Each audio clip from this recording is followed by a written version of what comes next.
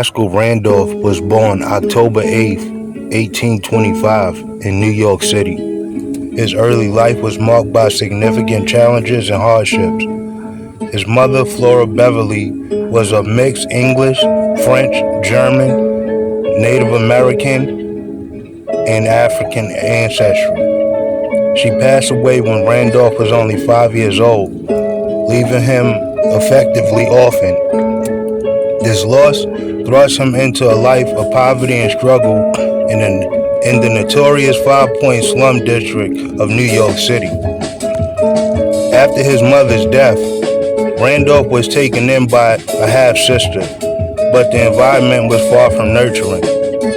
He received minimal education.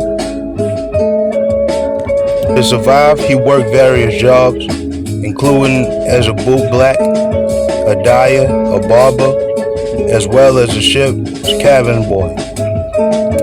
These early experiences on the streets and in the shipyard city were formative, instilling in him a resilience and resourcefulness that would define his later life and career.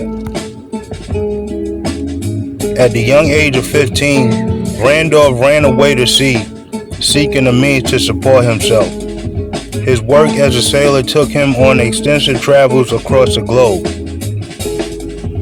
He even journeyed to England, France, Egypt, and went as far as the Turkish Empire, among other places.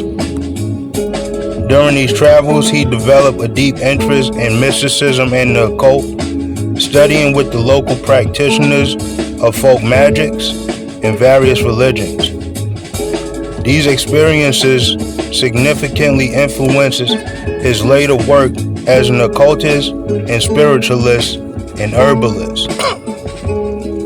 Randolph's travels also brought him into contact with prominent occultists in Europe, including Eliphas Levi. His exposure to different cultures and esoteric traditions enriched his understanding and practice of occultism, which he later introduced to North America.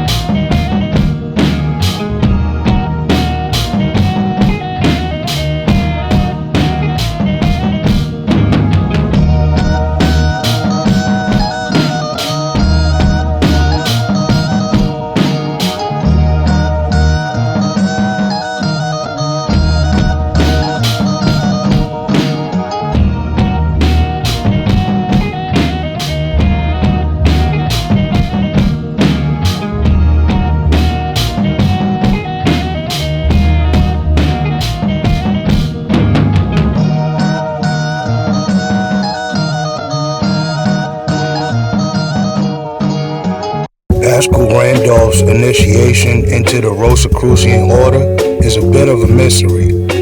While he did study with the famous occultist Eliphas Levi during his travels to France in 1854, there is no definitive evidence that Levi initiated Paschal into the Rosicrucian order. Randolph himself stated that he was made the Supreme Grand Master of the Western world in a night of l'ordre duel during his trip to England in the year 1858. During his extensive travels, Randolph studied under the various teachers and practitioners. In Egypt, he was particularly influenced by the local mystics and as well as the local Sufis. He learned about the use of the magic mirror, even hashish, as well as sexual magic, which he will all incorporate into his own teachings. While in London, he connected with other occultists and well-known spiritualists, further expanding his own knowledge of spiritualism and occult practices. Randolph's eclectic education and experiences in Europe and in Africa shaped his contributions to the field of spiritualism, magic, and occultism in general, thus making him a unique and influential figure in these areas.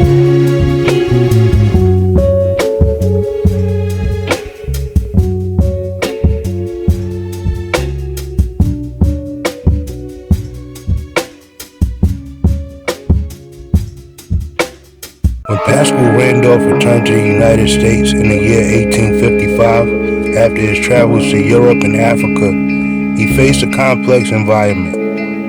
The mid-19th century was a time of both fascination and growing skepticism towards spiritualism. Randolph, who was a prominent figure in the spiritualist movement, found himself navigating a landscape where spiritualism was increasingly scrutinized and oftentimes dismissed as fraudulent practice. Despite this, he continued to lecture and write extensively on spiritualism, occultism, and health, and he remained a significant figure in these occult communities. Randolph's influence extended beyond his immediate circle. His teachings on spiritualism and occult practice, particularly his ideas on sexual magic and the use of the magic mirror, left a lasting impact on many subsequent occultists, including legendary occultist Madame Blavatsky. Madame Blavatsky, who co-founded the Theosophical Society, incorporated elements of Randolph's teachings into her own work. The Theosophy Society aimed to explain the mysteries of the universe, and Randolph's emphasis on personal spiritual realization and inner vision resonated deeply with Blavatsky's goals. Randolph's system of magic and his approach to spiritualism helped shape the early development of the Theosophical Society, influencing its doctrines and practices overall. His work contributed to the broader esoteric and occult revival of the late 19th and early 20th centuries, leaving a legacy that continued to inspire spiritual and occult movements even in modern times.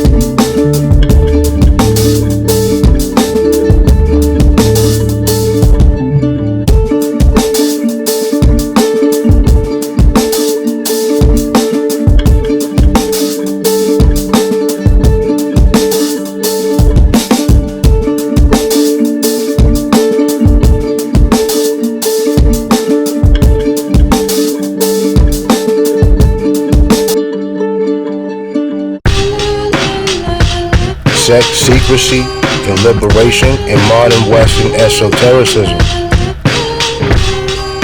Although the forces of Eros and magic have long been linked in Western esoteric traditions, it is really not until the 19th century that we see the emergence of a large and sophisticated body of literature on the art of sexual magic.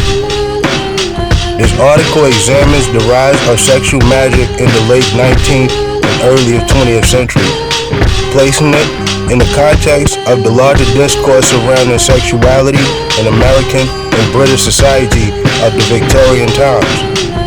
Specifically, I focus on the teachings of the American spiritualist Paschal Randolph, the infamous Great B666 Aleister Crowley, and the founder of the first tantric order in America, Pierre Bernard.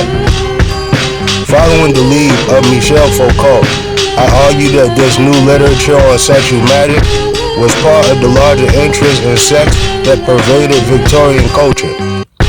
Far from being a period of repression and prudery, the Victorian era witnessed an unprecedented explosion of discourse on sex, particularly in its deviant and non-reproductive forms. The rise of sexual magic at once reflects and yet also subverts many of the sexual values of mainstream Victorian culture. At the same time, however, I argue that Randolph, Crowley, and Bernard were all in their own ways somewhat ahead of their times and foreshadowed much of the obsession with sex and its liberation in contemporary America at the turn of the millennium. What is peculiar to modern societies is not to assign sex to a shadow existence, but that they dedicated themselves to speaking of it ad infinitum while exploiting it as a dark secret. Michel Foucault, 1978.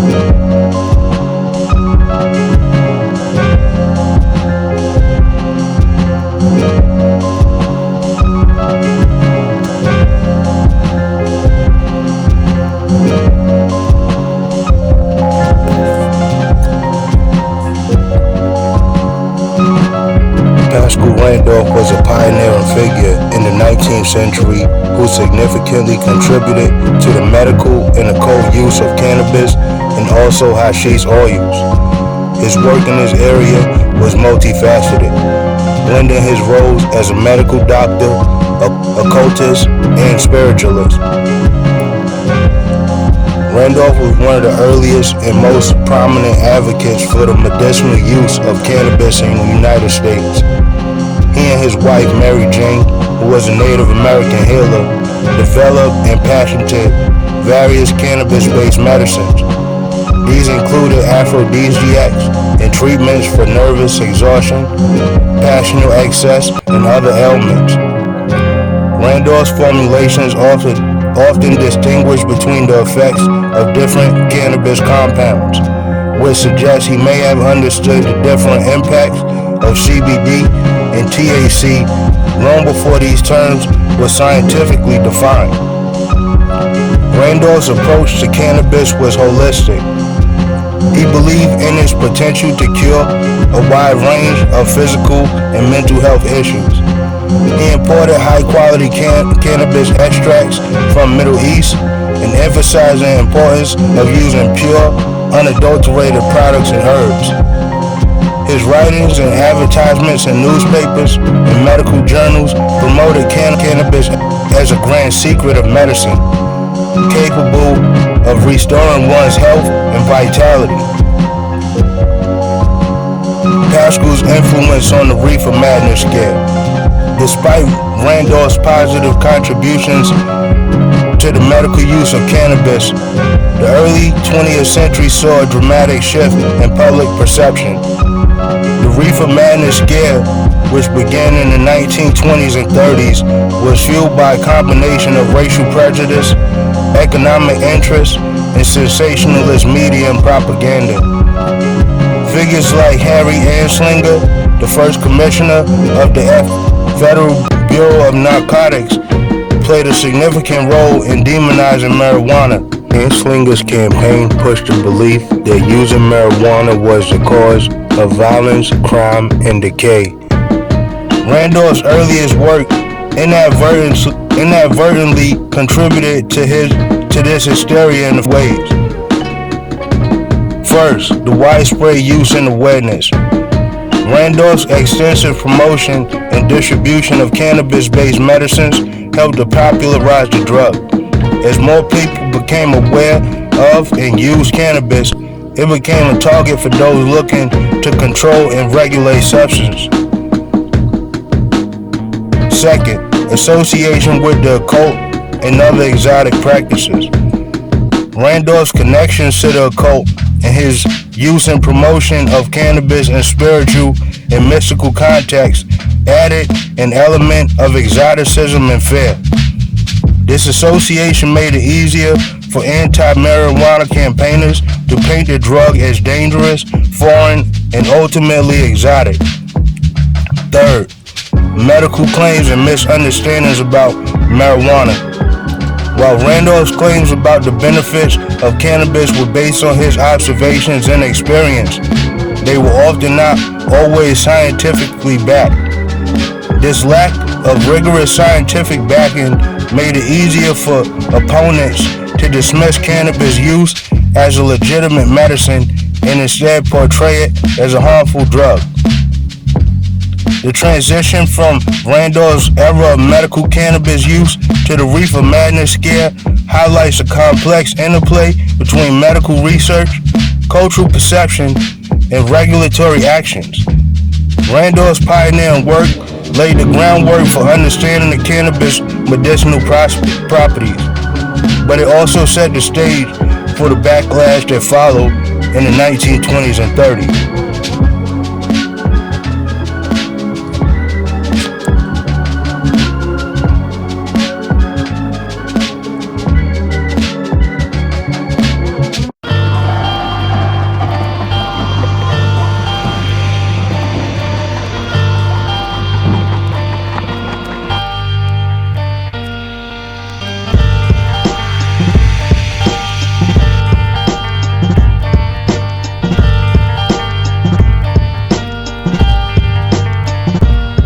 Son of a Mason, erasing in the sun is open energy, poisonous Hennessy.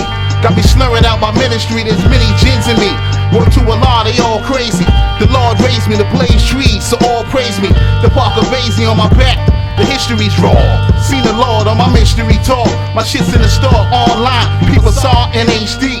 Songs from your iPod, blown the iGar. They gotta hate me, love it or not. The snubs in the spot, I got it all on lock. That's why I'm grubbing a lot. Some slugs do you not, sorry mommy. Your son's got a homie Tommy. Matola high roller, Botosis is bipolar. I tried sober, prefer to have a blunt in a bottle. He wanted a hollow, she wanted to swallow. Was out of weed, looked in my ashtray. I spotted mad clips, had a Dutch roll that bitch up. Proceeded to get lit. I blow that archaic, hypnotic. Start hearing melodics, aquatics. Got my mind blown, I'm flown to the projects. Peter paid, Paul paid to get proppers pop. Cyber ops got our minds locked, designing the plot. I'm rhyming a lot. I leak it for the young black facetious. My rap speeches keep them packing in the bleachers. Leeches what I design, I leave your mind line. With Einstein, there's no timeline. Only the now when I divine mind. There's no past, there's no future. Only the present, we not stressing. Consider this scripture a blessing. Brethren are all in all I see in the high region. The lie breathing, chaotic, divine heathen. I lean back, spit a mean rap, I clean black. Thoughts in between tracks, subliminally you'll fiend that. My nigga, where that weed at?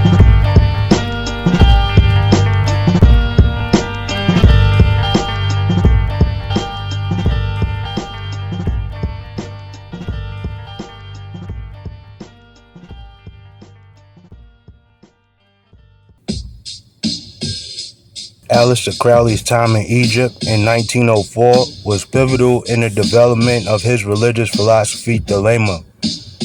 During this period, Crowley and his wife, Rose Edith Kelly, were on an extended honeymoon in Cairo. Crowley, who had a deep interest in the occult and mysticism, rented an apartment and began forming his esoteric gnosis, the Book of the Law. In March of 1904, Crowley performed a ritual in the presence of the Stele of Revealing, an ancient Egyptian artifact that he believed held significant spiritual powers. During this time, Rose entered a trance-like state and informed Crowley that they are waiting for you. She directed him to the Stele, which depicted the Egyptian deities of Nut, Hadi, and Rahul Kawi.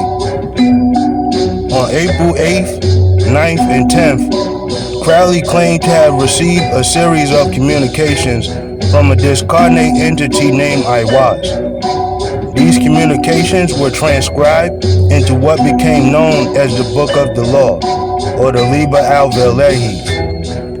The book outlined the core tenets of Thelema, including the famous dictum, "Do what thou wilt shall be the whole of the law." The influence of Paschal Beverly Randolph's Mahia Sexuality. Paschal Randolph was a 19th century occultist who significantly influenced the development of modern sex magic. His work, Mahia Sexualities, detailed various spiritual practices intended to harness spiritual and magical power. Randolph's teachings emphasized the use of sexual energy as a potent force for achieving all types of magical and spiritual goals. Crowley was deeply influenced by Randolph's ideas and incorporated them into his own system of Thelemic sex magic. He believed that sexual acts, when performed with specific intentions and rituals, could generate powerful magical results.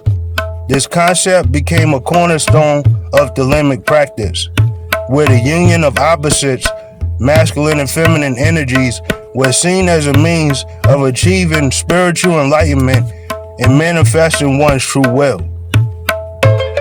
Thelema and sex magic.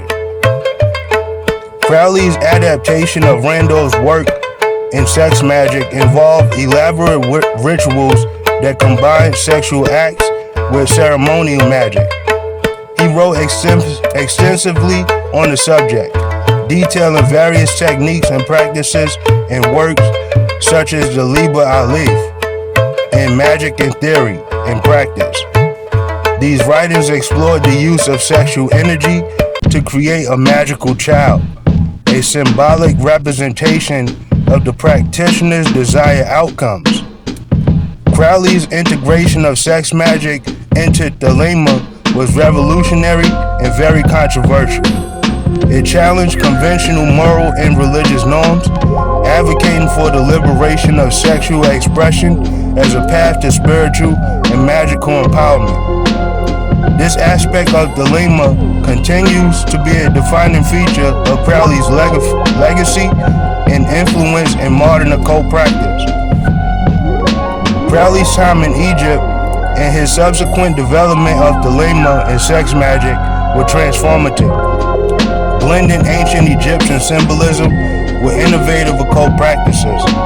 His work remains influential in contemporary esoteric tradition, continuing to inspire and provoke debate among practitioners and scholars alike.